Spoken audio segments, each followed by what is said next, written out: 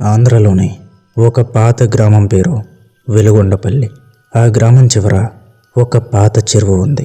ఆ చెరువు గురించి గ్రామంలో ఒక భయంకరమైన నమ్మకం కూడా ఉంది. రాత్రి 1 గంట తర్వాత ఆ చెరువు దగ్గరికి వెళ్ళిన వాళ్ళు మళ్ళీ సాధారణంగా తిరిగి రారని. నగరంలో చదువుకుంటున్న 3 స్నేహితులు రాహుల్, సాయి, దీపక్ ఒకసారి సెలవుల్లో ఆ గ్రామానికి వచ్చారు. గ్రామంలో వాళ్ళు ఆ చెరువు గురించి విన్నారు. మొదట వాళ్ళు నవ్వుకున్నారు. ఇవన్నీ పాతకాలపు కథలు అని అనుకున్నారు. ఆ రాత్రే వాళ్ళు నిజం తెలుసుకోవాలని నిర్ణయించుకున్నారు. కెమెరా, మొబైల్ లైట్లు తీసుకుని రాత్రి 12:30కి చెరువు దగ్గరికి వెళ్ళారు. చుట్టూ పూర్తిగా నిశ్శబ్దం, గాలి కూడా వీయడం లేదు. వాళ్ళు చెరువు దగ్గర కూర్చొని వీడియో రికార్డ్ చేయడం మొదలుపెట్టారు. మొదట ఏమీ జరగలేదు, కానీ కొన్ని నిమిషాల తర్వాత చెరువు నీళ్లలో చిన్న చిన్న అలలు రావడం మొదలయ్యాయి. గాలి లేకపోయినా నీళ్లు కదులుతున్నాయి. సాయి టార్చ్ లైట్ నీళ్ల మీద వేశాడు. ఒక్కసారిగా వాళ్ళకి నీళ్లలో ఒక తెల్లటి ముఖం కనిపించింది. అది క్షణంలో మాయమైంది. వాళ్ళది కేవలం తమ భ్రమ అనుకున్నారు. కానీ ఒక్కసారిగా చెరువు మధ్యలో నుంచి ఒక స్త్రీ గలం వినిపించింది. ఇక్కడికి ఎందుకు వచ్చారో అని. ఆ శబ్దం చాలా నెమ్మదిగా కానీ స్పష్టంగా ఉంది. వాళ్ళ ముగ్గురు ఒక్కసారిగా లేచి చుట్టూ చూశారు.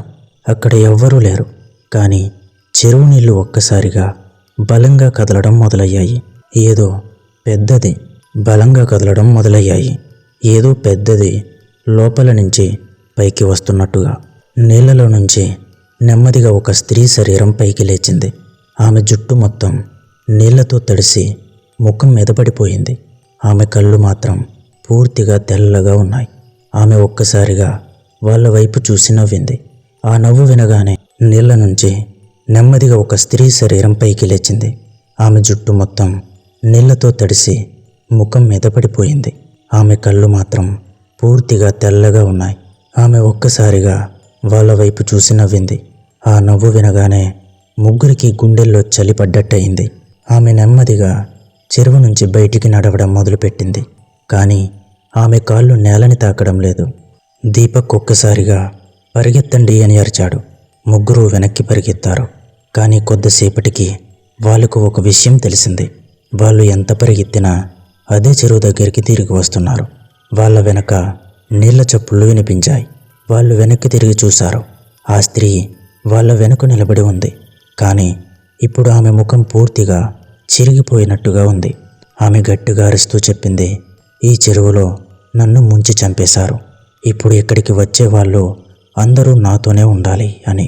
మరుసటి రోజు ఉదయం గ్రామస్తులు చెరువు దగ్గర 3 మొబైల్ ఫోన్లు మాత్రమే కనుగొన్నారు. కానీ ఆ 3 స్నేహితులు ఎక్కడా కనిపించలేదు. ఆ మొబైల్లో చివరి వీడియో చూసిన వాళ్ళు ఒక్కసారిగా భయంతో వణికిపోయారు.